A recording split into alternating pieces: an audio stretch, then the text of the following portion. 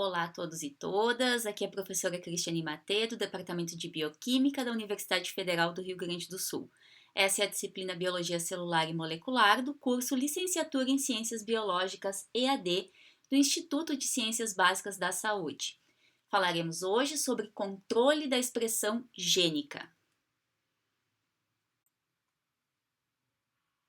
Esse é o plano de aula da nossa 7ª semana de disciplina. Falaremos sobre princípio da expressão gênica, mecanismos de controle da expressão gênica em procariotos e mecanismos de controle da expressão gênica em eucariotos.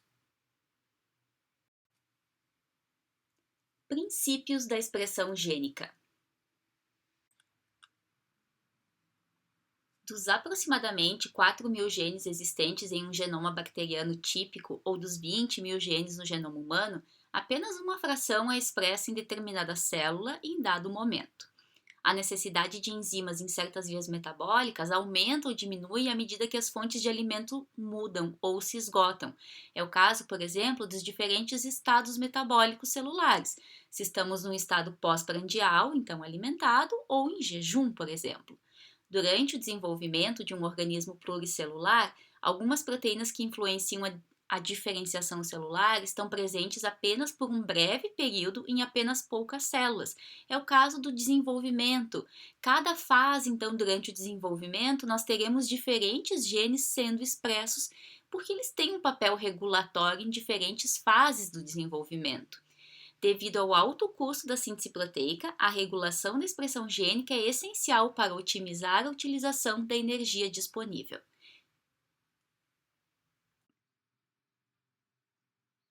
Pontos de regulação da expressão gênica. A concentração celular de uma proteína é determinada pelo equilíbrio fino entre pelo menos 7 processos, cada um com vários pontos potenciais de regulação.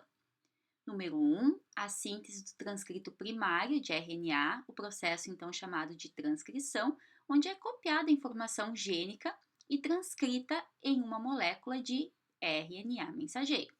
Número 2, modificação pós-transcricional do mRNA sintetizado. Número 3, a degradação do mRNA, ou seja, o tempo de meia-vida dessa molécula. 4, a síntese proteica, o processo de tradução. 5. Modificações pós-traducionais que podem acontecer em proteínas. 6. Direcionamento e transporte de proteínas para o local onde ela irá atuar. E 7. A degradação de proteínas, ou seja, o tempo de meia-vida dessa proteína. Tipos de genes com base na expressão. Nós temos aqui 3 tipos: genes constitutivos, do tipo housekeeping, muitas vezes chamados assim.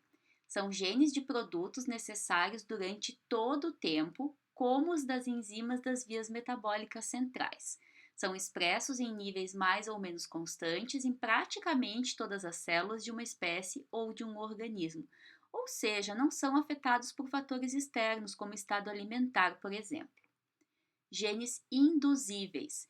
Para esses produtos gênicos, os níveis celulares aumentam e diminuem em resposta a sinais moleculares, isso é, a expressão gênica é regulada. O processo de aumentar sua expressão é denominado indução. A expressão de muitos dos genes que codificam para enzimas de reparo do DNA, por exemplo, é induzida por um sistema de proteínas reguladoras que responde a níveis altos de dano ao DNA. Genes reprimíveis, produtos gênicos cujas concentrações diminuem em resposta a um sinal molecular. O processo é chamado de repressão. Por exemplo, em bactérias, a ampla disponibilidade de triptofano leva à repressão dos genes que codificam enzimas que catalisam a biossíntese desse aminoácido. A RNA polimerase se liga ao DNA nos promotores. A transcrição é mediada e regulada por interações proteína-DNA, principalmente aquelas envolvendo os componentes proteicos da RNA polimerase. A RNA polimerase se liga ao DNA e inicia a transcrição nos promotores, sítios geralmente encontrados no DNA molde, perto dos pontos de início da síntese de RNA. A regulação da iniciação da transcrição envolve geralmente alterações em como a RNA polimerase interage com o promotor. A maioria dos promotores de Escherichia coli tem uma sequência que chega perto de um consenso, como nós podemos ver aqui nessa figura.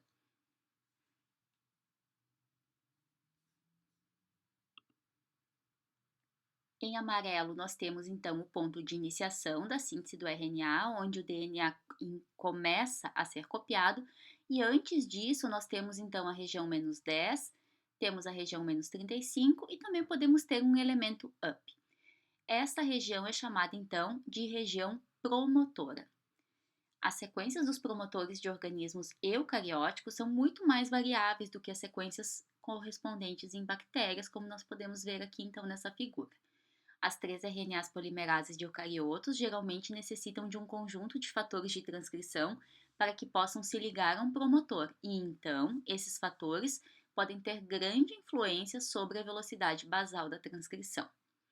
Temos aqui nesse quadro, na parte inferior, uma convenção-chave. Por convenção, as sequências de DNA são apresentadas conforme existem na fita não molde, com a terminação 5' escrita à esquerda. Os nucleotídeos são numerados a partir do sítio de iniciação da transcrição, com números positivos à direita, na direção da transcrição, e números negativos à esquerda. O N indica qualquer nucleotídeo. A iniciação da transcrição é regulada por proteínas e RNA.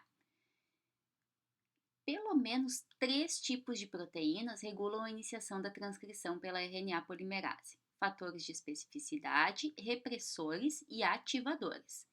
RNAs não codificantes longos, que são identificados como LNcRNA, geralmente definidos como RNA com mais de 200 nucleotídeos de comprimento, que não possuem fase aberta de leitura que codifique então para proteínas, também podem atuar como reguladores. Algumas de suas funções incluem a regulação do posicionamento do nucleossomo e a estrutura da cromatina, o controle da metilação do DNA e a modificação pós-transcricional das histonas, o silenciamento da transcrição de genes e vários papéis na ativação e repressão da transcrição. Fatores de especificidade. Os fatores de especificidade alteram a especificidade da RNA polimerase para um determinado promotor ou conjunto de promotores. A subunidade sigma da holoenzima RNA polimerase de Escherichia coli é um fator de especificidade que controla o reconhecimento e a ligação ao promotor. Em células eucarióticas, alguns dos fatores de transcrição gerais, em particular a proteína de ligação à TATA, chamada de TBP, podem ser considerados como fatores de especificidade. Repressores. Os repressores impedem o acesso da RNA polimerase ao promotor. Os repressores se ligam a sítios específicos no DNA.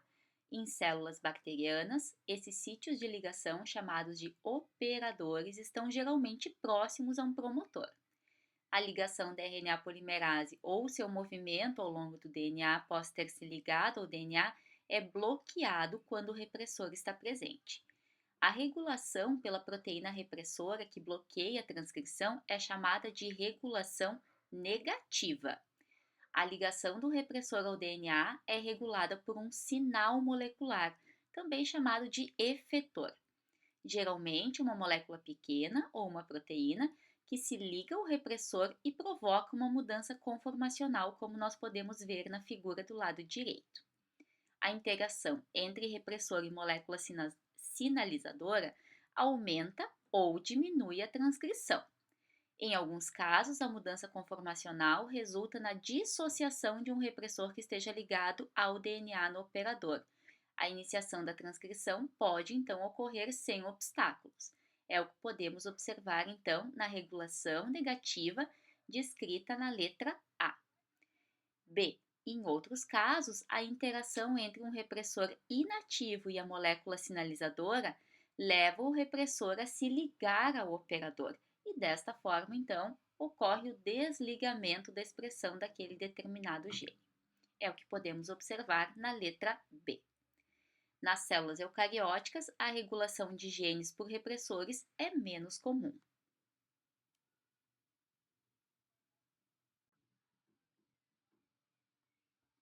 Ativadores. Os ativadores estimulam a interação entre RNA polimerase e promotor.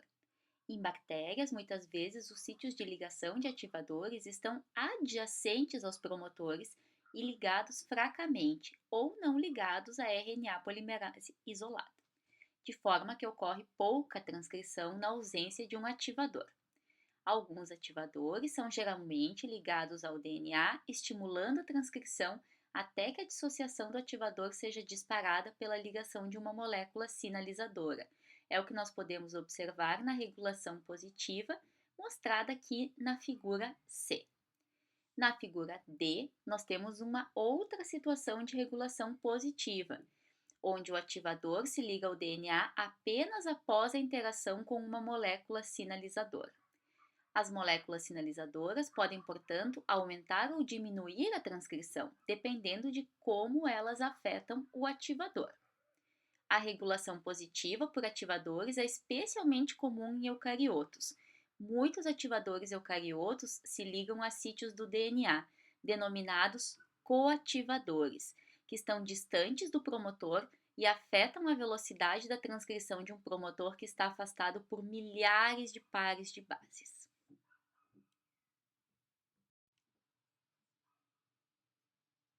Interação entre ativadores repressores com a RNA polimerase em eucariotos. A distância entre um promotor e o sítio de ligação de um ativador ou repressor é encurtada pela formação de uma alça no DNA entre esses dois sítios. Em alguns casos, a formação da alça é facilitada por proteínas denominadas reguladores arquitetônicos, que ligam os sítios participantes. As interações entre os ativadores e a RNA polimerase no promotor são geralmente mediadas por proteínas intermediárias, denominadas coativadores. Em alguns casos, repressores proteicos podem tomar o lugar de coativadores, ligando-se aos ativadores e impedindo uma interação ativadora.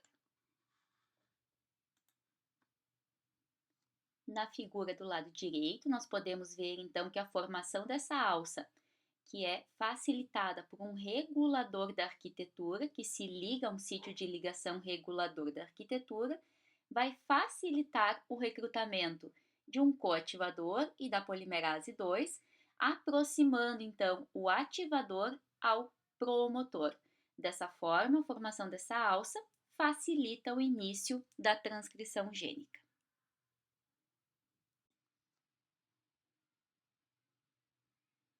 Muitos genes bacterianos são agrupados e regulados em óperons. As bactérias têm um mecanismo geral simples para coordenar a regulação de vários genes. Esses genes estão agrupados nos cromossomos e são transcritos em conjunto. Muitos RNAs mensageiros bacterianos são policistrônicos, ou seja, vários genes estão presentes em um único transcrito. E o único promotor que inicia a transcrição do grupo de genes é o local de regulação para a expressão de todos os genes desse grupo. O grupo de genes e o promotor, acrescido de sequências adicionais que funcionam juntas na regulação, são chamados de óperons. A identidade e a ordem dos genes presentes em um óperon não são aleatórias. Genes de um mesmo óperon codificam subunidades de complexos proteicos grandes e a cotradução permite diretamente a montagem do complexo.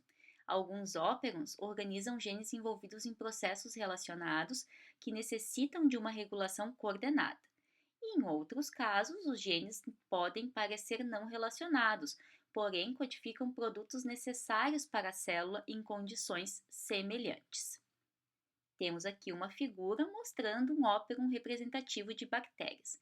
Vemos no DNA, então, um sítio de ligação do ativador, um sítio de ligação do repressor, que são sequências regulatórias, portanto, um promotor e 3 genes distintos, A, B e C.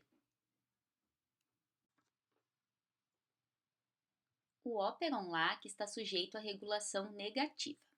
O óperon da lactose, que está mostrado na figura 28.8 na parte central do slide, e inclui os genes para beta-galactosidase, identificado aqui como LAC-Z, galactosídeo permease, LAC-Y, e o tiogalactosídeo transacetilase, LAC-A. No caso das duas primeiras atividades aqui, da beta-galactosidase e do galactosídeo permease, nós podemos verificar na figura 28.7 do lado esquerdo. A lactose é transportada para dentro da célula por esse transportador permease. Uma vez dentro da célula, a beta-galactosidase, que é a enzima responsável pelo seu metabolismo, pode isomerizar a lactose formando alolactose ou então hidrolisar a molécula de lactose formando galactose mais glicose. A última dessas enzimas, que é a tiogalactosídeo transacetilase, parece modificar os galactosídeos tóxicos para facilitar a sua remoção da célula. Cada um dos 3 genes é precedido por um sítio de ligação a ribossomos que direciona independentemente a tradução daquele gene. A regulação do operon-LAC pela proteína repressora do LAC segue o padrão destacado na figura 28.4a, que foi anteriormente descrita. Na ausência de lactose, os genes do operon-LAC são reprimidos. Quando as células têm suprimento de lactose, o operon-LAC é induzido. Uma molécula indutor, um sinal, liga-se a um sítio específico no repressor LAC, provocando uma alteração conformacional que resulta na dissociação do repressor do operador. Um indutor muito eficaz e não metabolizável do operon-LAC, frequentemente usado em modelos experimentais, é o isopropil tiogalactosídeo, chamado de IPTG. Um indutor que não pode ser metabolizado permite que os pesquisadores explorem a função fisiológica da lactose como uma fonte de carbono para o crescimento, separada da sua função na regulação da expressão gênica. As proteínas regulatórias têm domínios de ligação de DNA discretos. As proteínas regulatórias geralmente se ligam a sequências de DNA específicas. Suas afinidades por essas sequências-alvo são aproximadamente 10 na 4 a 10 na 6 vezes maiores que as afinidades por qualquer outra região de sequência de DNA. Para se ligarem especificamente à sequência de DNA, as proteínas regulatórias devem reconhecer características presentes na superfície do DNA. A maioria dos grupos químicos que diferem entre as 4 bases e, portanto, permitem a distinção entre pares de base consiste em grupos doadores e aceptores de ligações de hidrogênio, expostos no sulco maior do DNA. A maior parte dos contatos proteína-DNA que conferem especificidade consistem, então, em ligações de hidrogênio. Temos na figura aqui do lado direito a representação das interações entre a adenina e timina, mostrando o sulco maior e o sulco menor, guanina e citosina, também mostrando o sulco maior, o sulco menor. Também timina e adenina e citosina guanina, ou seja, invertidas então as posições dos 2 nucleotídeos. Como nós podemos ver, em azul estão representados os átomos que são aceptores de ligações de hidrogênio e em vermelho os doadores de ligações de hidrogênio. Então, esses diferentes grupos presentes no DNA podem favorecer ou não a interação com as proteínas de acordo com a formação da possibilidade de formação das ligações de hidrogênio. As proteínas regulatórias têm domínios de ligação de DNA discretos.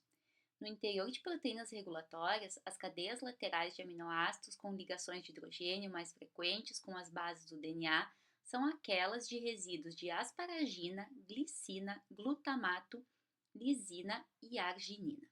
Nós podemos ver aqui do lado direito uma molécula de glutamina, ou então asparagina, porque também tem uma cadeia lateral bastante similar, e arginina aqui do lado direito, formando ligações de hidrogênio com bases nitrogenadas presentes em nucleotídeos no DNA.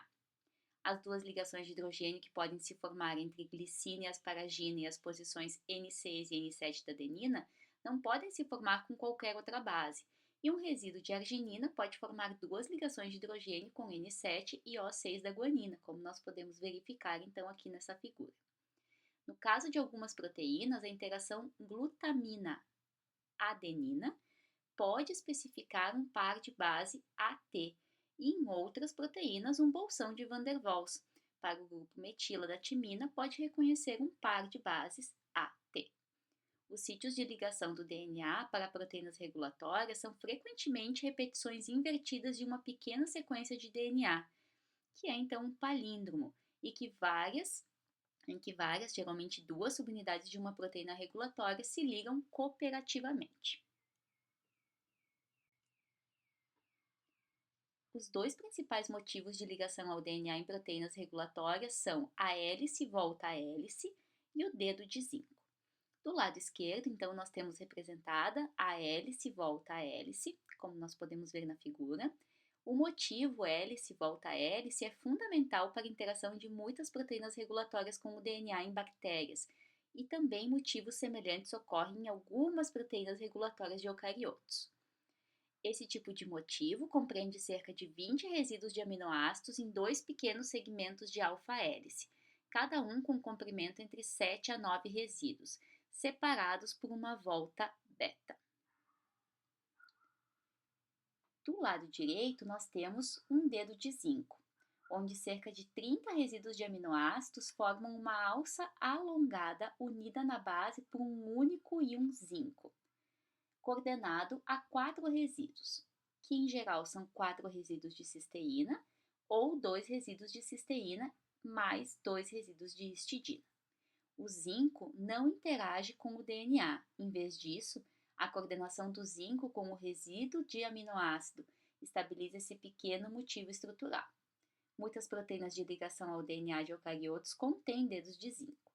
Os dedos de zinco também funcionam como motivos de ligação ao RNA, como ocorre em determinadas proteínas que ligam RNAs mensageiros de eucariotos e agem como repressores da tradução.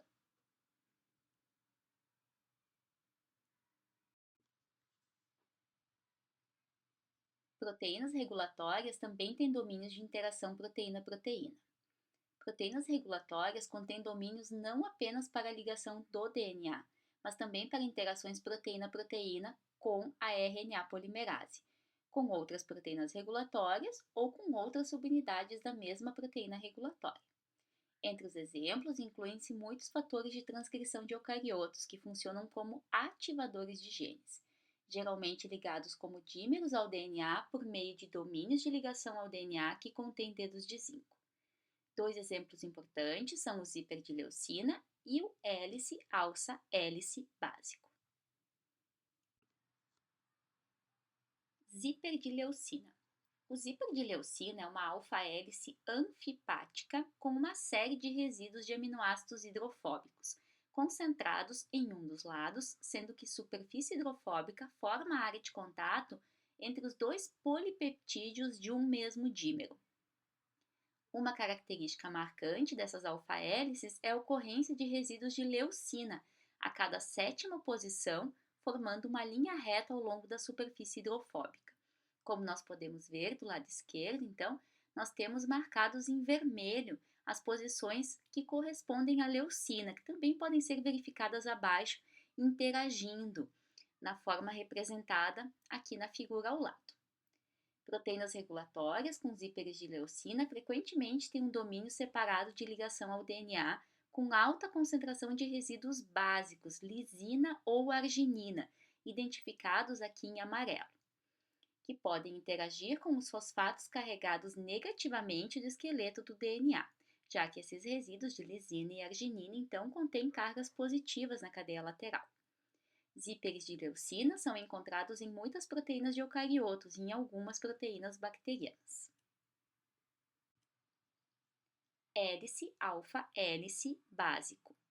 Ocorre em algumas proteínas regulatórias de eucariotos envolvidos no controle da expressão gênica, durante o desenvolvimento de organismos multicelulares. Essas proteínas têm em comum uma região conservada de cerca de 50 resíduos de aminoácidos, a qual é importante tanto para a ligação ao DNA quanto na dimerização de proteínas. Essa região forma duas alfa-hélices anfipáticas ligadas por uma alça de comprimento variável, a hélice-alça-hélice distinta então do motivo hélice volta hélice associado à ligação do DNA. Os motivos hélice-alça-hélice de dois polipeptídeos interagem para formar dímeros. Nessas proteínas, a ligação ao DNA é mediada por uma sequência adjacente curta de aminoácidos rica em resíduos básicos, semelhante à região de ligação ao DNA, mas separada dela, que ocorre nas proteínas que contêm zíperes de leucina.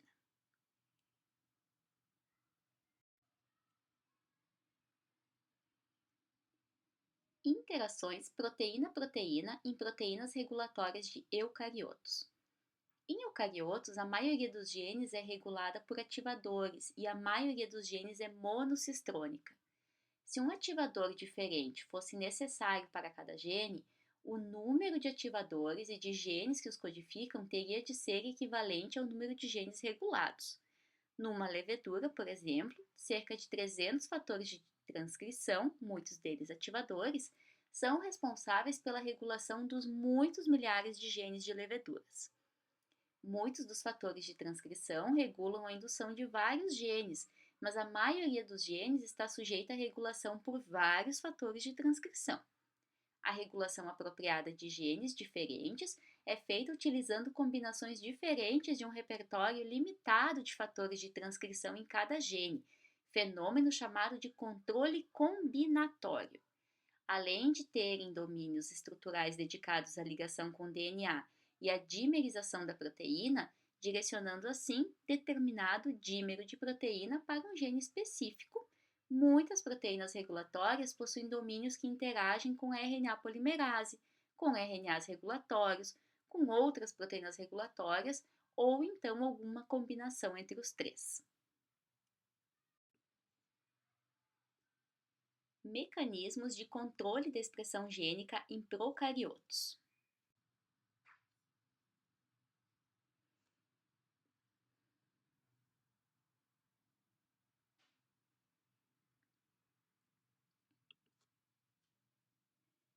O Operon LAC sofre regulação positiva. O ambiente de uma bactéria é complexo demais para que seus genes sejam controlados por apenas um sinal. Outros fatores, além da lactose, afetam a expressão dos genes LAC, como, por exemplo, a disponibilidade de glicose. A glicose, metabolizada pela via glicolítica, é a fonte de energia preferida na Escherichia coli. Expressar os genes que codificam para proteínas que metabolizam açúcares como lactose ou arabinose é um desperdício quando a disponibilidade de glicose for abundante. O que acontece com a expressão do Operon LAC quando tanto glicose como lactose estão presentes, então? Um mecanismo regulatório, conhecido como repressão de catabólitos, restringe a expressão dos genes necessários para o catabolismo de lactose, arabinose e outros açúcares na presença da glicose. O efeito da glicose é mediado pelo AMP cíclico como coativador e uma proteína ativadora conhecida como proteína receptora de AMP cíclico, ou CRP. A CRP é um homodímero com sítios de ligação para o DNA e para o AMP cíclico, como nós podemos ver aqui na figura do lado direito. Quando a glicose está ausente, a CRP-AMP cíclico liga um sítio próximo do promotor LAC e estimula a transcrição de RNA em 50 vezes. A CRP-AMP cíclico é, portanto, um elemento regulatório positivo que responde aos níveis de glicose, ao passo que o repressor LAC é um elemento regulatório negativo que responde à lactose. A CRP-AMP cíclico tem pouco efeito no operon LAC quando o repressor LAC está bloqueando a transcrição, e a dissociação do repressor do operador LAC tem pouco efeito na transcrição do operon LAC, a menos que o CRP-AMP cíclico esteja presente para facilitar a transcrição.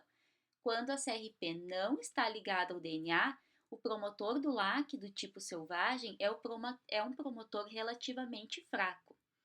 Podemos visualizar então na figura 28.18 que está aqui do lado.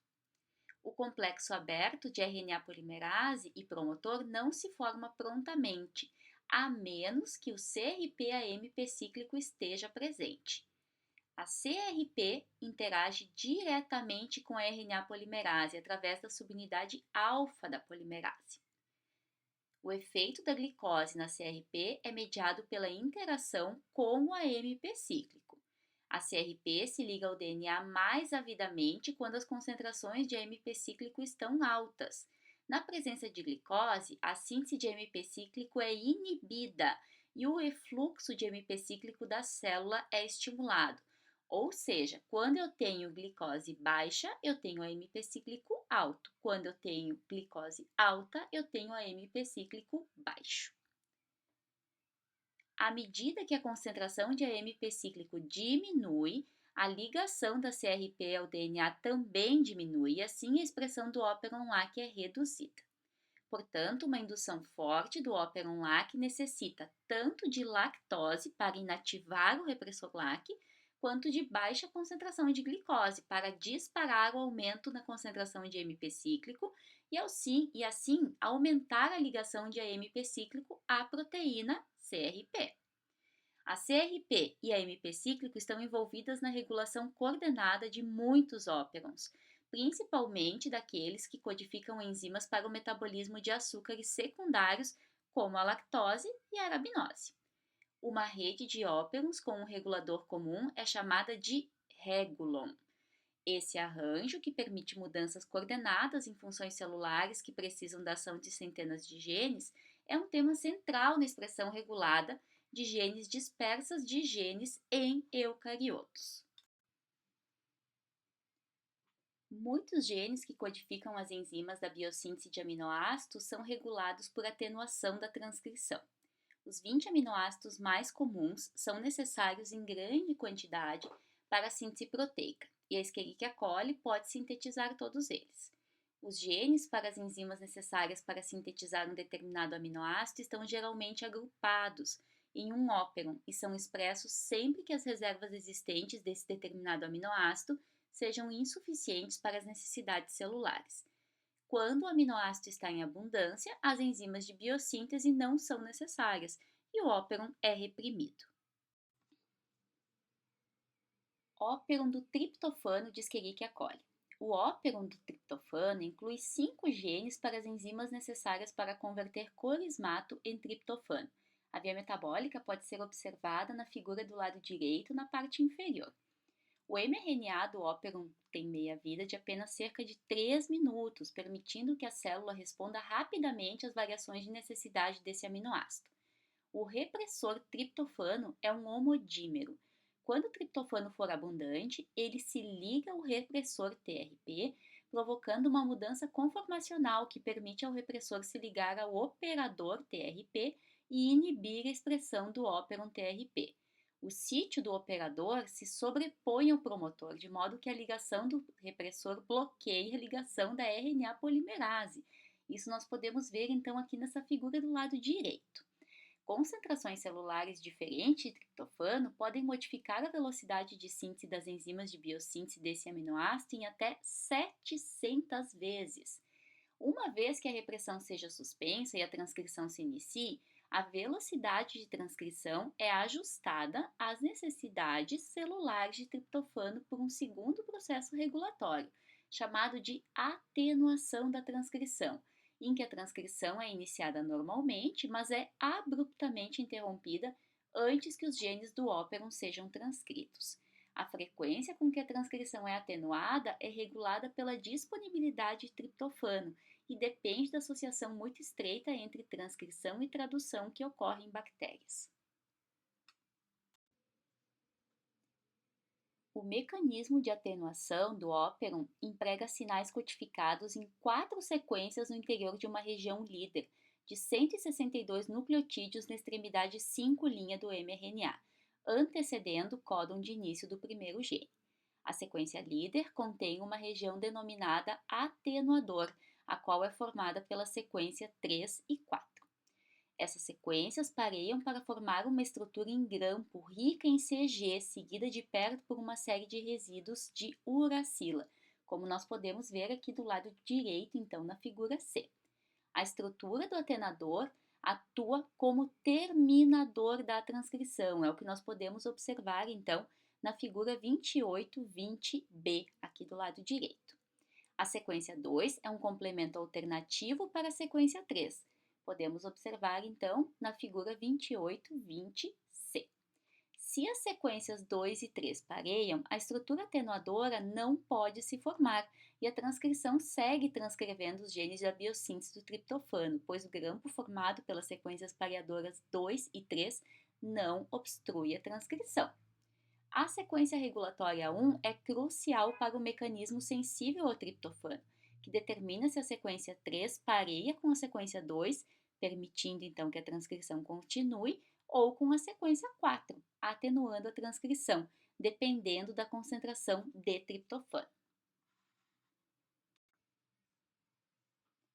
A indução da resposta SOS requer a destruição das proteínas repressoras. Dano extenso ao DNA do cromossomo bacteriano dispara a indução de muitos genes bem distantes, referentes à resposta SOS. As proteínas regulatórias-chave são a proteína REC-A e o repressor LEX-A.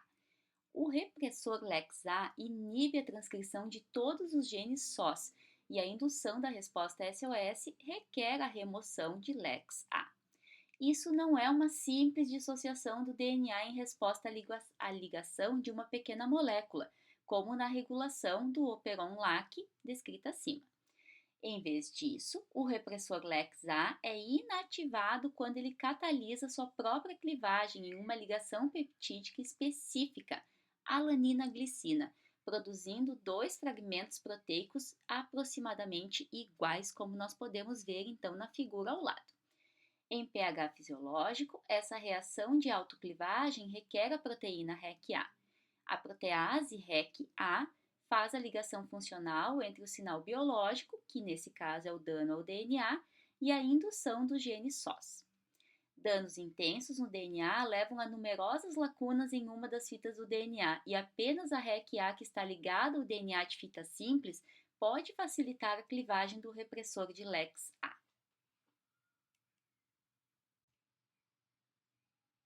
A síntese de proteínas ribossômicas é coordenada com a síntese de RNA ribossômico. Em bactérias, o aumento da demanda por síntese proteica é satisfeito pelo aumento do número de ribossomos. A proporção dos recursos celulares destinados a fabricar os ribossomos é tão grande e a função dos ribossomos tão importante que as células devem coordenar a síntese dos compostos ribossômicos, as proteínas ribossômicas e o RNA ribossômico. Essa regulação é distinta dos mecanismos descritos até agora, uma vez que ela ocorre em grande parte no nível da tradução. Os 52 genes que codificam as R-proteínas, ou seja, as proteínas ribossomais, estão distribuídos por pelo menos 20 óperons, cada um com 1 a 11 genes. Alguns desses óperons também contêm os genes que codificam as subunidades da DNA primase, da RNA polimerase e de fatores de alongamento de síntese proteica, revelando o íntimo acoplamento entre replicação, transcrição e síntese proteica durante o crescimento de uma célula bacteriana. Os óperons de R-proteínas são regulados principalmente por um mecanismo de retroalimentação da tradução. Uma R-proteína codificada por cada óperon também funciona como um repressor da tradução, que se liga ao mRNA transcrito daquele óperon e bloqueia a tradução de todos os genes que o mensageiro codifica. Em geral, a R-proteína, que desempenha o papel de repressora, também se liga diretamente a um rRNA. Cada R-proteína repressora da tradução se liga com maior afinidade ao rRNA apropriado do que ao seu mRNA, de modo que o mRNA é ligado a uma tradução reprimida apenas quando o nível da R-proteína excede aquele do rRNA. Isso garante que a tradução dos mRNAs que codificam as R-proteínas seja reprimida apenas quando a síntese dessas R-proteínas excede aquela necessária para fazer ribossomos funcionais. Desse modo, a velocidade da síntese das R-proteínas é mantida em equilíbrio com a disponibilidade de rRNA. síntese de proteínas ribossômicas é coordenada com a síntese de rRNA. Continuando então, uma vez que a síntese de R proteínas é coordenada pela disponibilidade de rRNA, a regulação da produção do ribossomo reflete a regulação da síntese de rRNA. Em Escherichia coli, a síntese de RNA ribossômico a partir de 7 óperons de rRNA responde à velocidade de crescimento celular e a alterações na disponibilidade de nutrientes cruciais, particularmente aminoácidos. A regulação coordenada pelas concentrações de aminoácidos é conhecida como resposta estringente, que pode ser verificada aqui do lado direito, então, nessa figura. Quando as concentrações de aminoácidos são baixas, a síntese de rRNA é interrompida. A falta de aminoácidos leva à ligação de tRNAs não carregados, ou seja, vazios, ao sítio ribossômico A. Isso dispara uma sequência de eventos que se inicia com a ligação de uma enzima chamada de fator estringente, a proteína HEL-A, ao ribossomo. Quando ligado ao ribossomo, o fator estringente catalisa a formação de um nucleotídeo incomum, a guanosina tetrafosfato, adicionando pirofosfato na posição 3' do GTP.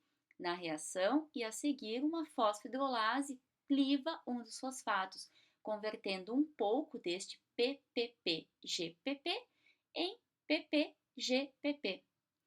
Nós temos aqui a reação mostrando o GTP reagindo com ATP, de quem então são retirados um pirofosfato, formando esta molécula de guanosina com 5 fosfatos, mais AMP.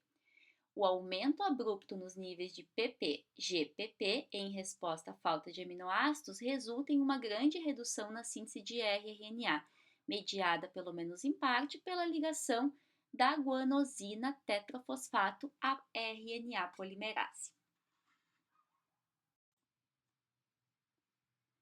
O funcionamento de alguns mRNAs é regulado por RNAs pequenos em cis ou em trans. Uma molécula de RNA isolada pode se ligar ao mRNA em trans e afetar a sua atividade. De modo alternativo, uma porção do próprio mRNA pode regular o seu próprio funcionamento, quando parte de uma molécula afeta o funcionamento de outra parte da mesma molécula, disse que ele atua em cis. Um exemplo bem caracterizado de regulação do RNA em trans é a regulação do gene RPOS, fator sigma da RNA polimerase, que codifica o sigma 38, um dos fatores sigma de Escherichia coli. A célula usa esse fator de especificidade em certas situações de estresse, como quando entra em fase estacionária, estado de ausência de crescimento necessário devido à ausência de nutrientes. E o sigma 38 é necessário para transcrever vários genes de resposta ao estresse. O mRNA sigma 38 está presente em níveis baixos na maioria das condições, mas não é traduzido uma vez que uma grande estrutura em grampo anterior à região codificadora inibe a ligação ao ribossomo. Sob certas condições de estresse, um ou ambos RNAs pequenos de função especial são induzidos, é o caso do DSRA, ajussante da região A, e RPRA, regulador RPOS do RNA. Ambos podem parear com uma fita do grampo do mRNA de sigma, desfazendo o grampo e assim permitindo a tradução do gene RPOS. Outro pequeno RNA, o OXS, gene S de estresse oxidativo, é induzido sob condições de estresse oxidativo e inibe a tradução do RPOS, provavelmente ao parear com e bloquear o sítio de ligação de ribossomos do mRNA. O OXS é expresso como parte de um sistema que responde a um tipo diferente de estresse, de dano oxidativo, do que o RPOS e tem um papel de impedir a expressão de vias de reparo desnecessárias. DSRA, RPRA e OXS são moléculas de RNA bacteriano relativamente pequenas, têm menos de 300 nucleotídeos. São designadas então de sRNAs, ou seja, Small RNAs. Para funcionarem, todos precisam de uma proteína chamada HFQ, que é uma chaperona de RNA, que facilita então o pareamento RNA-RNA. Vemos aqui na figura do lado direito, então, que o small RNA dsRA liga-se à proteína HFQ e pareia com o mRNA, permitindo então a expressão desse mRNA. Por outro lado, na parte B da figura, nós temos o pequeno RNA OXS, que é carregado também então pela HFQ e pareia com o mRNA, bloqueando o sítio de ligação do ribossomo e, consequentemente, impedindo a tradução desse mRNA.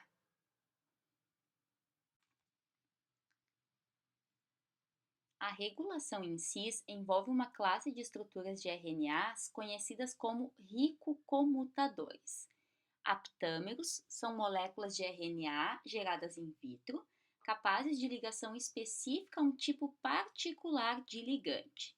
Como se pode esperar, os domínios de RNA que ligam ligantes também estão presentes na natureza, em ricocomutadores, em um número significativo de mRNAs bacterianos e até mesmo em alguns mRNAs eucarióticos. Estes aptâmeros naturais são domínios estruturados encontrados em regiões não traduzidas nas extremidades 5' de certos mRNAs bacterianos. Alguns ribocomutadores também regulam a transcrição de certos RNAs não codificantes. A ligação do ribocomutador de mRNA ao seu ligante apropriado produz uma mudança conformacional do mRNA e a transcrição é inibida pela estabilização de uma estrutura prematura de terminação da transcrição, ou a tradução é inibida, em cis nesse caso, pela oclusão do sítio de ligação do ribossomo. Isso pode ser verificado aqui do lado direito, então, na figura. Na maioria dos casos, o ribocomutador atua em um tipo de alça de retroalimentação. A maioria dos genes regulados desse modo está envolvido na síntese e no transporte do ligante, que é ligado pelo ribocomutador. Assim, quando o ligante está presente em altas concentrações, o ribocomutador inibe a expressão dos genes necessários para reabastecer esse ligante. Cada ribocomutador se liga a apenas um ligante.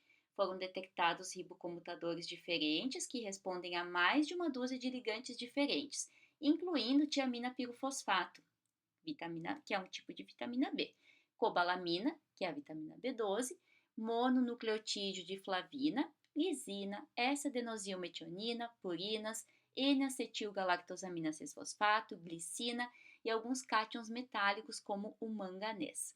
O ribocomutador que responde a tiamina pirofosfato, TPP, parece ser o mais difundido. Ele é encontrado em muitas bactérias, fungos e em algumas plantas. O ribocomutador do TPP bacteriano inibe a tradução de algumas espécies e induz a terminação prematura da transcrição em outras. O ribocomutador de TPP eucariótico é encontrado nos introns de certos genes e modula o seu splicing alternativo. Alguns genes são regulados por recombinação genética. A Salmonella typhimurium, que habita o intestino de mamíferos, move-se girando o flagelo na sua superfície celular. Esse micro-organismo pode ser observado aqui do lado direito na figura 28-26. As várias cópias da proteína flagelina que compõem o flagelo são alvo de destaque dos sistemas imunes de mamíferos. As células da Salmonella têm um mecanismo que evita a resposta imune, alternando entre duas proteínas flagelinas distintas, FLJB e FLIC, aproximadamente uma vez a cada 1000 gerações, usando um processo chamado de variação de fase. A troca é realizada pela inversão periódica de um segmento de DNA contendo o promotor para um gene da flagelina. A inversão é uma reação de recombinação sítio-específica mediada pela recombinase RIM em sequências específicas de 14 pares de base, chamadas sequências RIX, em cada extremidade do segmento de DNA. Quando o segmento de DNA está em uma orientação, o gene para a flagelina FLJB e o gene que codifica um repressor, FLJA, são expressos. Esse repressor desliga a expressão do gene que codifica a flagelina FLIC. Quando o segmento de DNA é invertido, que pode ser observado na figura 28-26b, os genes FLJA e FLJB não são mais transcritos, e o gene FLIC é induzido à medida que o repressor começa a se esgotar. A recombinase RIM, codificada pelo gene RIM no segmento de DNA que sofre inversão, é expressa quando o segmento de DNA está em qualquer orientação, de modo que a célula pode sempre alternar de um estado para o outro. Esse tipo de mecanismo regulatório tem a vantagem de ser absoluto. A expressão gênica é impossível quando o gene está fisicamente separado do seu promotor. Sistemas de recombinação com funções semelhantes foram também encontrados em eucariotos. A regulação gênica por rearranjos de DNA que move genes e promotores é especialmente comum em patógenos que se beneficiam por alternarem entre hospedeiros ou alternarem as suas proteínas de superfície, suplantando sistemas de defesa imune dos hospedeiros. Mecanismos de controle da expressão gênica em eucariotos. Características da regulação gênica em eucariotos. Em bactérias, a RNA polimerase geralmente tem acesso a todos os promotores e pode se ligar a cada um deles e iniciar a transcrição com algum nível de eficiência, mesmo na ausência de ativadores ou repressores. Já em eucariotos, promotores fortes são em geral inativos em vivo, sem a presença de proteínas regulatórias. O acesso a promotores eucarióticos é restrito pela estrutura da cromatina e a ativação da transcrição está associada com várias mudanças na estrutura da cromatina na região que será transcrita. Embora células eucarióticas possuam mecanismos regulatórios tanto positivos como negativos, os mecanismos positivos prevalecem. Praticamente cada gene eucariótico necessita de ativação para ser transcrito. Mecanismos regulatórios envolvendo RNAs longos não codificantes, chamados de LNCRNAs, são mais comuns na regulação da transcrição em eucariotos. As células eucarióticas têm proteínas regulatórias multiméricas maiores, mais complexas do que as bactérias. A transcrição ocorre no núcleo eucariótico e, portanto, é separada da tradução que ocorre no citoplasma. São separadas, então, tanto no tempo como no espaço.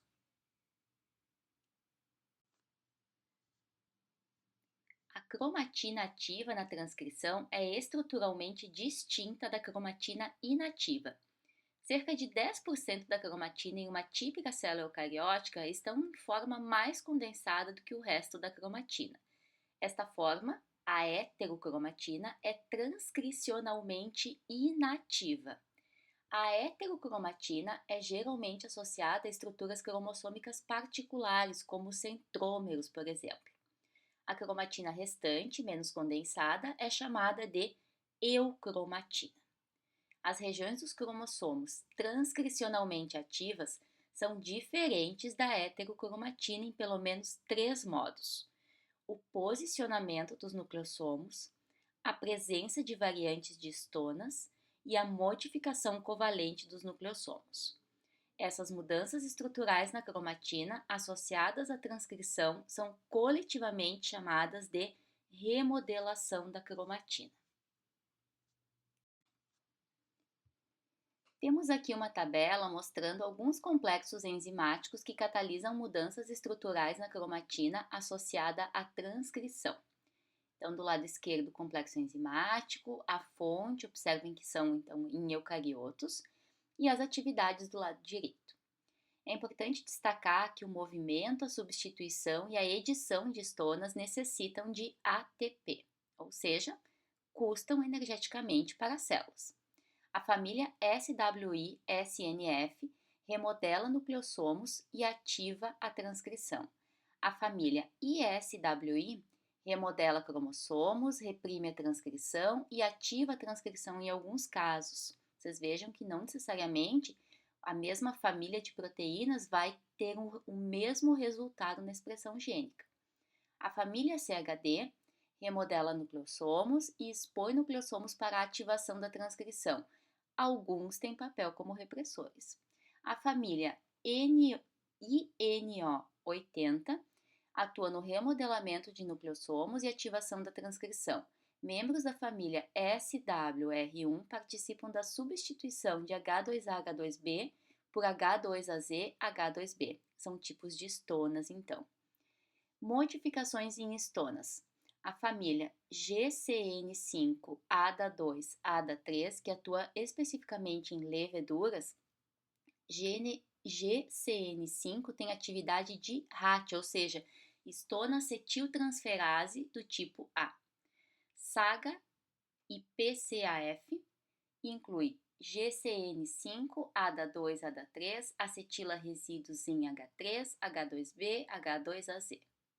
No A4 é um componente ESA1 e tem atividade de RAT também, de estona acetiltransferase, acetila H4, H2A e H2AZ. Temos ainda chaperonas de estonas que não necessitam de ATP, a IRA, que é responsável então pela deposição de H3.3 durante a transcrição.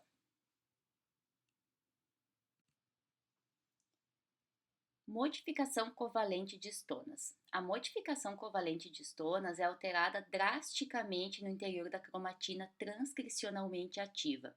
O núcleo das estonas, formados então por H2A, H2B, H3, H4, das partículas dos nucleossomos, é modificado pela metilação de resíduos de lisina ou arginina, fosforilação de resíduos de serina ou treonina, acetilação, ubiquitinação ou sumoilação. Então, essas são as modificações covalentes mais comuns em resíduos de aminoácidos que fazem parte desse núcleo de estonas que compõe os nucleossomos. Cada uma das estonas no núcleo dos nucleossomos apresenta dois domínios estruturais distintos. Um domínio central está envolvido na interação estona-estona e no enrolamento do DNA em torno do nucleossomo, e um domínio amino-terminal, que é rico em lisina e está geralmente posicionado próximo do exterior da partícula do nucleossomo montado.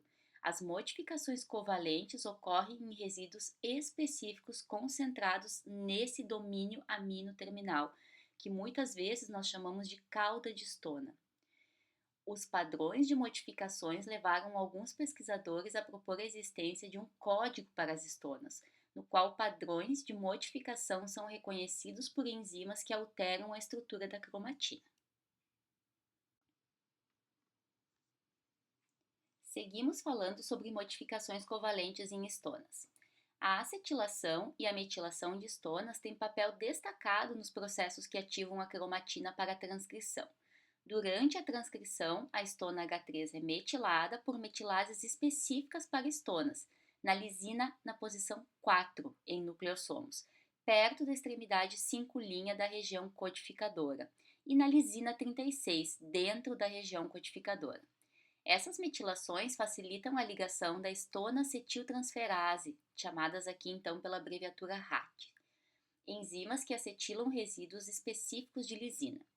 RAT citosólicas, que são do tipo B, acetilam estonas recém-sintetizadas antes que elas sejam transferidas para o núcleo.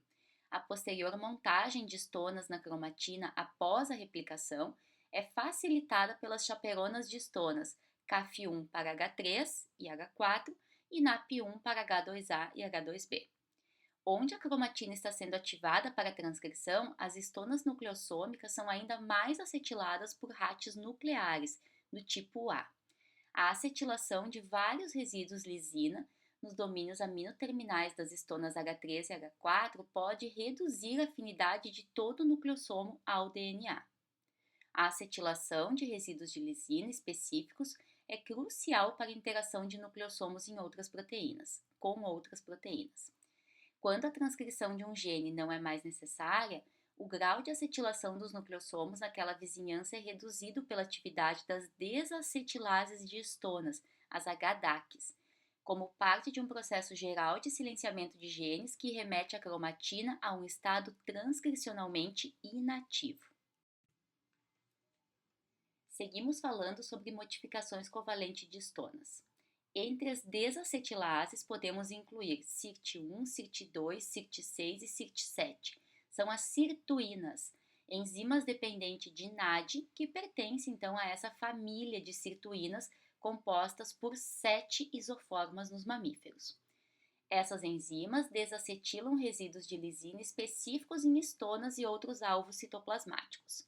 Além da remoção de certos grupos acetila, novas modificações covalentes de estonas marcam a cromatina para ficar transcricionalmente inativa. Por exemplo, na heterocromatina, a lisina 9 da estona H3 é geralmente metilada.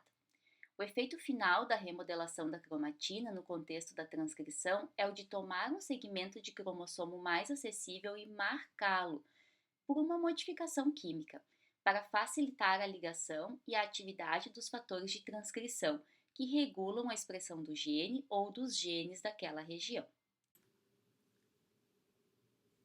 A maioria dos promotores eucarióticos é regulada positivamente. As RNA polimerases de eucariotos têm pouca ou nenhuma afinidade intrínseca por promotores, e a iniciação da transcrição é quase sempre dependente da ação de muitas proteínas ativadoras.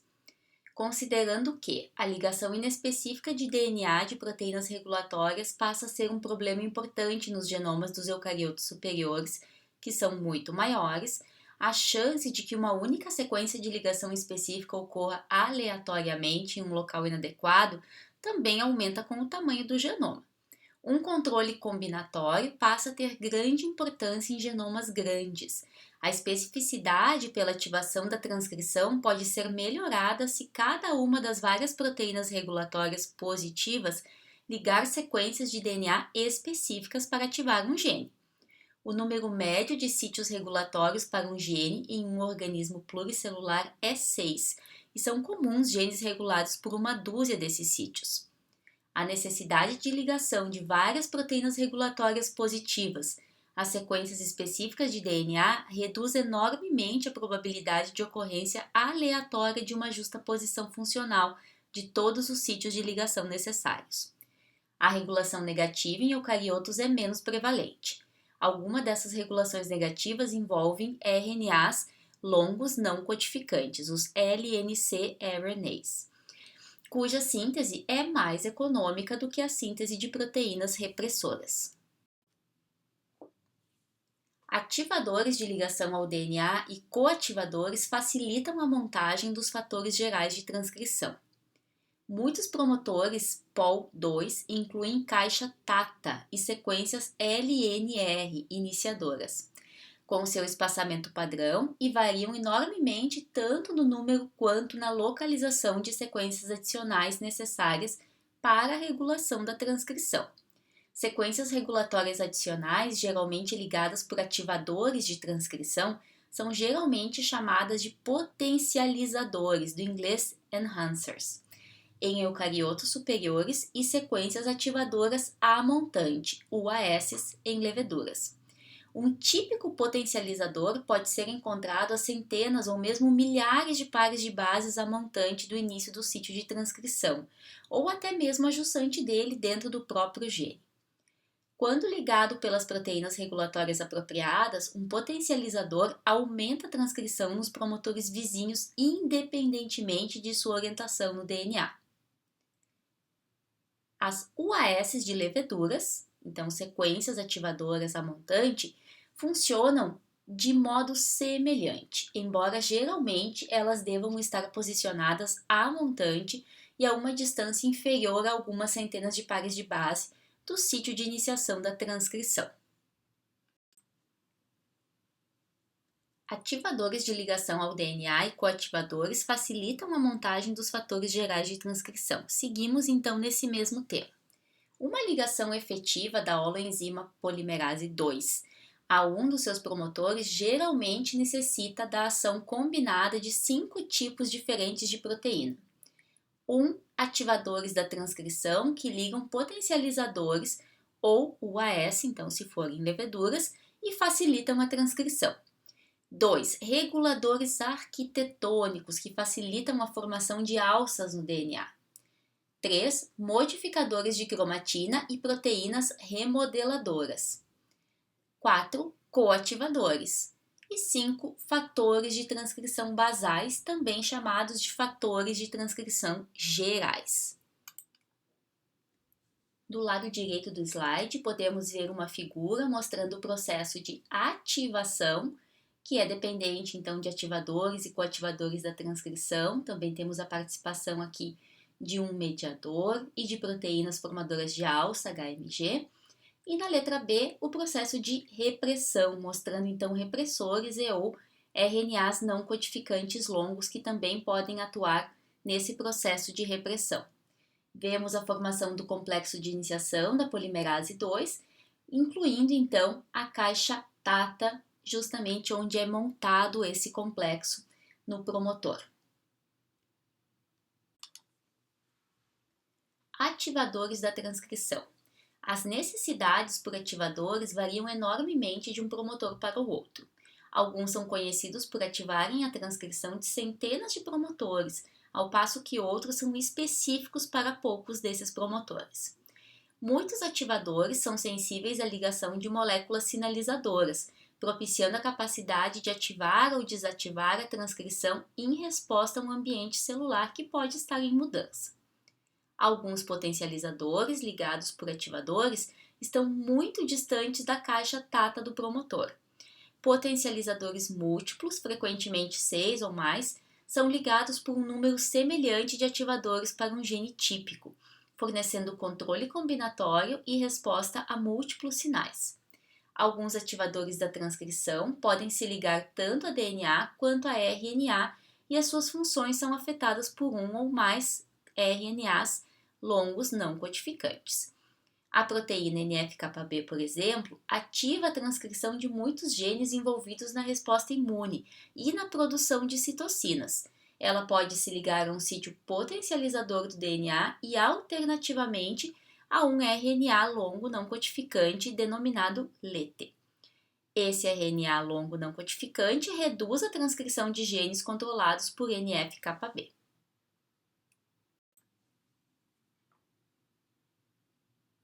Reguladores arquitetônicos. Como é que os ativadores funcionam à distância? A resposta, na maioria dos casos, parece ser que, como indicado anteriormente, o DNA interveniente faz uma alça, de modo que vários complexos de proteínas podem interagir diretamente. A formação da alça é estimulada por reguladores arquitetônicos, que são abundantes na cromatina e se ligam ao DNA com especificidade limitada. Com mais destaque, as proteínas do grupo de alta mobilidade, HMG. Essa alta mobilidade se refere à mobilidade eletroforética em gel de poliacrilamida. Desempenha um papel estrutural importante na remodelação da cromatina e na ativação da transcrição.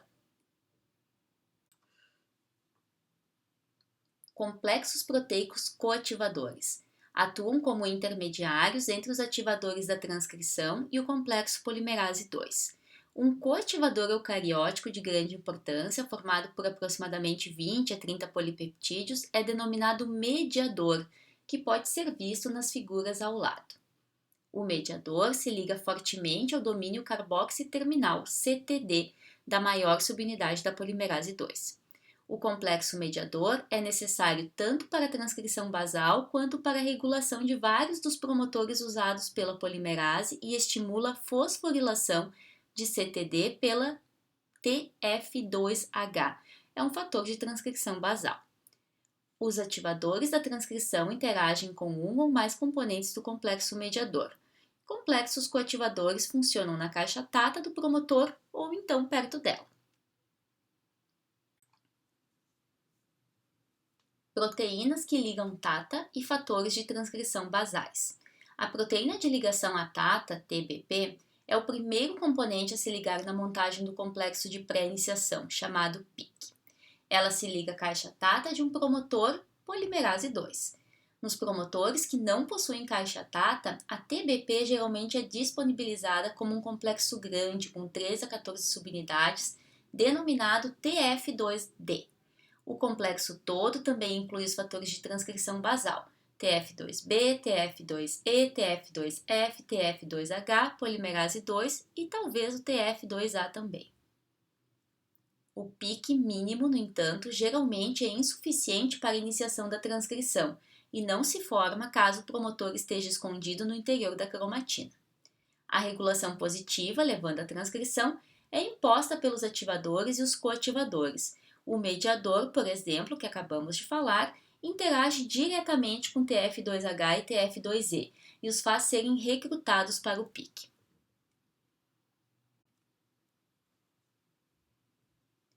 Coreografia da ativação da transcrição.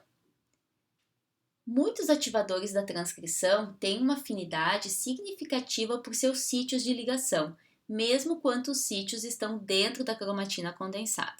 Em geral, a ligação dos ativadores é um evento que dispara a ativação subsequente do promotor. A ligação de um ativador pode permitir a ligação de outros, deslocando gradualmente alguns nucleossomos.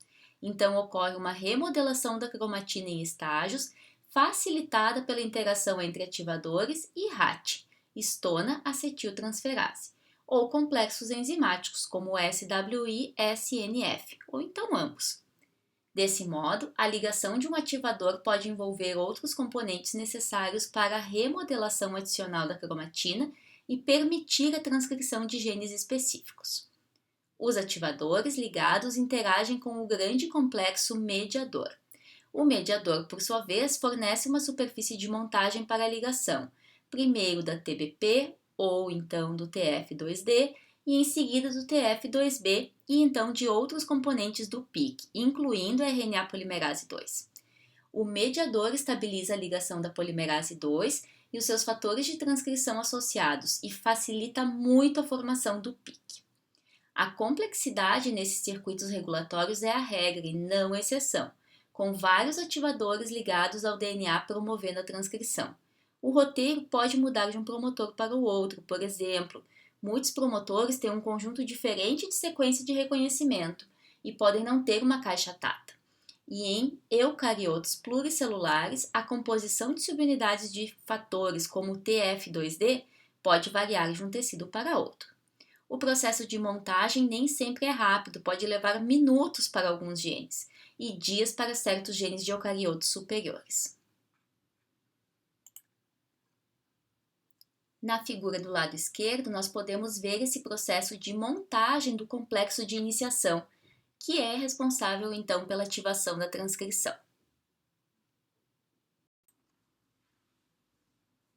A expressão gênica nos organismos eucarióticos pode ser regulada por sinais intercelulares e intracelulares.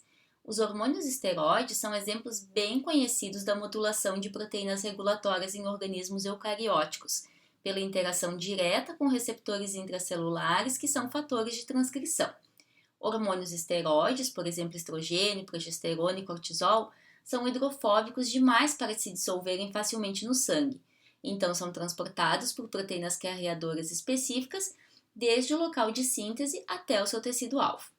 O hormônio passa através da membrana plasmática por difusão simples e, uma vez no interior da célula, interage com um dos dois tipos de receptores nuclear de ligação de esteroides, como pode ser observado nas figuras do lado esquerdo. Em ambos os casos, o complexo hormônio-receptor atua ligando-se a sequências de DNA altamente específicas, chamadas de elemento de resposta hormonal, identificadas no DNA como HRE, e desse modo modifica a expressão gênica. Atuando nesses sítios, os receptores atuam como ativadores de transcrição, recrutando coativadores e a polimerase 2, junto com seus fatores de transcrição associados para disparar a transcrição gênica.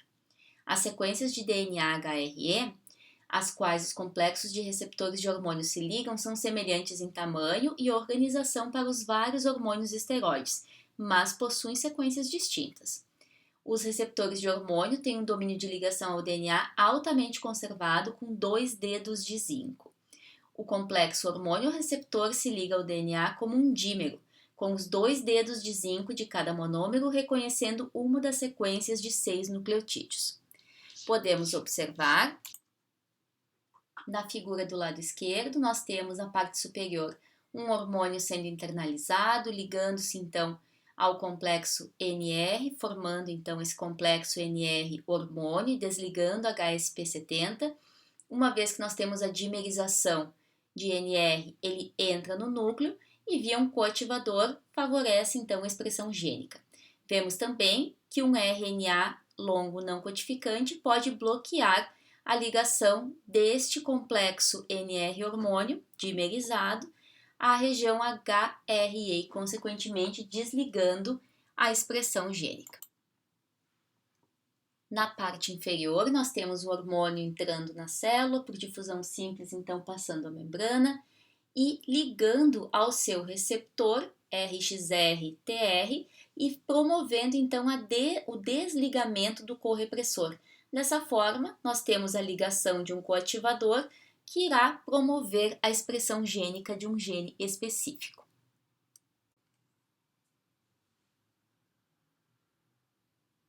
Seguindo então nesse mesmo tema, os RNAs não codificantes longos adicionam uma outra dimensão na regulação dos receptores de hormônio. Um LNC-RNA denominado Gas5, do inglês Growth Arrest Specific 5, inibe a ativação da transcrição pelos receptores de glicocorticoides por competição direta com o DNA pela ligação ao receptor. Gas5 também inibe a atividade dos receptores de androgênio, da progesterona e dos mineralocorticoides, os quais estão intimamente relacionados. Além disso, o Gas5 interage com sequências no microRNA, denominadas miR21, as quais interagem com e inibem a atividade de algumas proteínas regulatórias que agem como supressores de tumor. A expressão de Gas5 está suprimida em uma ampla gama de tumores, levando a um aumento da expressão de hormônios esteroides, níveis mais elevados de microRNA 21 ativa e uma taxa elevada de crescimento tumoral. Baixos níveis de Gas5, portanto, estão correlacionados com piora na evolução dos pacientes de câncer, tornando esse RNA LNC um forte alvo de pesquisas.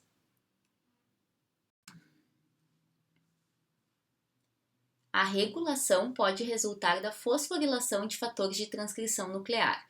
Os efeitos da insulina na expressão gênica são mediados por uma série de etapas, e, em última análise, levando à ativação de uma proteína sinase no núcleo que fosforila proteínas de ligação de DNA específicas, alterando suas capacidades de atuarem como fatores de transcrição. É isso que nós podemos ver nessa figura ao lado, onde a insulina liga ao seu receptor, promovendo então a autofosforilação do receptor, que desencadeia toda uma cascata de fosforilação de proteínas intracelular, levando ao final então a entrada da proteína ERK fosforilada no núcleo. Essa, por exemplo, fosforila ELK1. O ELK1 fosforilado se une a SRF para estimular a transcrição e a tradução de um conjunto de genes que são necessários para a divisão celular, essa então sendo a resposta celular ativada pela insulina. Esse mecanismo geral controla os efeitos de vários hormônios não esteroides, por exemplo, a via beta-adrenérgica, que leva a níveis elevados de AMP cíclico no citosol, agindo como um segundo mensageiro, tanto em organismos eucarióticos quanto em bactérias. Também afeta a transcrição de um conjunto de genes, sendo que cada um deles está localizado perto de uma sequência específica de DNA que é denominada elemento de resposta ao AMP cíclico, CRE. A subunidade catalítica da proteína sinase A, liberada quando os níveis de AMP cíclico aumentam, entra no núcleo e fosforila uma proteína nuclear, a proteína de ligação ao CRE, chamada de CREB. Quando fosforilada, a CREB se liga ao CRE perto de certos genes e atua como um fator de transcrição, ligando a expressão desses genes. Muitos mRNAs de eucariotos estão sujeitos à repressão da tradução. A regulação no nível da tradução assume um papel de muito mais destaque em organismos eucarióticos em relação a bactérias e ocorre em uma série de situações celulares. Ao contrário da estreita associação entre transcrição e tradução que há nas bactérias, os transcritos gerados em um núcleo eucariótico devem ser processados e transportados ao citoplasma antes da tradução. Isso pode levar a uma demora significativa no aparecimento de uma proteína, quando é necessário um aumento rápido na produção de proteínas. Um mRNA com tradução reprimida, já presente no citoplasma, pode ser ativado para a tradução sem demora. A regulação da tradução pode desempenhar um papel especialmente importante na regulação de determinados genes muito longos de eucariotos, para os quais a transcrição e o processamento de mRNA podem durar muitas horas. Em algumas células anucleadas, como reticulócitos, eritrócitos imaturos, o controle da transcrição está inteiramente ausente e o controle da tradução, então, dos mRNAs armazenados se torna essencial. Mecanismos principais de regulação da tradução. O primeiro consiste em fatores de iniciação da tradução que estão sujeitos à fosforilação por proteínas quinase. Em geral, as formas fosforiladas são menos ativas e provocam uma diminuição geral da tradução na célula. O segundo mecanismo são algumas proteínas que ligam diretamente ao mRNA e atuam como repressores da tradução, muitas se ligando a sítios específicos na região 3' não traduzida, chamada de 3' UTR. Posicionadas dessa forma, essas proteínas interagem com outros fatores de iniciação de transcrição ligados ao mRNA ou com a subunidade ribossômica 40S para impedir a iniciação da tradução. Na imagem do lado direito, nós podemos ver a região 3' não traduzida e repressores da tradução associados a essa região. O mecanismo 3 consiste em proteínas de ligação presentes em eucariotos, desde leveduras até mamíferos, que interrompem a interação entre o fator de iniciação eucariótico 4E e o fator de iniciação eucariótico 4G. As versões dos mamíferos são conhecidas como 4EBPs, proteínas de ligação EIF4E. Quando o crescimento celular é lento, essas proteínas limitam a tradução ao se ligarem ao local em que EIF4E, que normalmente interage com EIF4G. Quando o crescimento celular é retomado ou aumenta em resposta aos fatores de crescimento ou a outros estímulos, as proteínas de ligação são inativadas pela fosforilação de proteínas dependentes de quinase. Em geral, a regulação da expressão gênica mediada por RNA ocorre por repressão da tradução. O silenciamento gênico pós-transcrição é mediado por RNAs de interferência. Em eucariotos superiores, incluindo nematóides, moscas das frutas e mamíferos, microRNAs mediam o silenciamento de muitos genes. Os microRNAs funcionam pela interação com mRNA, geralmente na extremidade 3' UTR, levando tanto a degradação do mRNA como a inibição da tradução. Em qualquer caso, o mRNA e, portanto, o gene que o produz é silenciado. Essa forma de regulação gênica controla o tempo do desenvolvimento em pelo menos alguns organismos. Ela também é usada como mecanismo de proteção contra vírus de RNA invasor, particularmente importantes em plantas que não possuem sistema imune e para controlar a atividade de transposons. Além disso, moléculas pequenas de RNA desempenham um papel fundamental ainda não definido na formação da heterocromatina.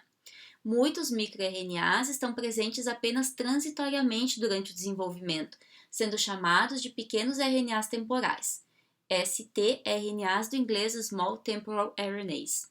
Milhares de microRNAs diferentes foram identificados em eucariotos superiores, e eles podem afetar a regulação de 1/3 dos genes de mamíferos.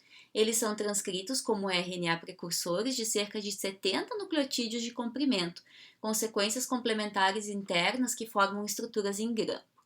Os precursores são clivados por endonucleases, como DROCH e Dicer, para formar duplexes pequenos de 20 a 25 nucleotídeos.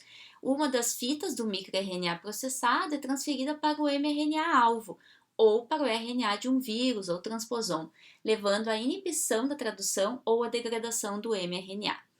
Alguns microRNAs se ligam a um único mRNA, afetando assim a expressão de apenas um único gene.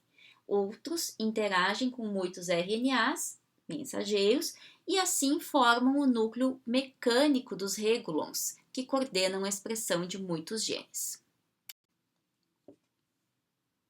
O silenciamento gênico pós-transcrição é mediado por RNA de interferência. O mecanismo de regulação gênica tem um lado prático interessante e muito útil. Se um pesquisador introduz em um organismo uma molécula de RNA de fita dupla, com sequência correspondendo a praticamente qualquer mRNA, a enzima Dicer cliva o duplex em segmentos pequenos, denominados RNAs de interferência. Esses RNAs pequenos se ligam ao mRNA silenciando. Podemos ver esse mecanismo aqui do lado esquerdo nessa nossa figura. O processo é conhecido como RNA de interferência. Em plantas, praticamente qualquer gene pode ser desligado dessa maneira. Nematóides ingerem facilmente RNAs funcionais inteiros e simplesmente ao introduzirem um RNA dupla fita na dieta desse verme, produz uma supressão muito eficiente do gene-alvo. Essa técnica é uma ferramenta importante nos esforços que estão em andamento para estudar funções de genes, pois ela pode interromper a função do gene sem criar um organismo mutante. Esse procedimento também pode ser aplicado a seres humanos.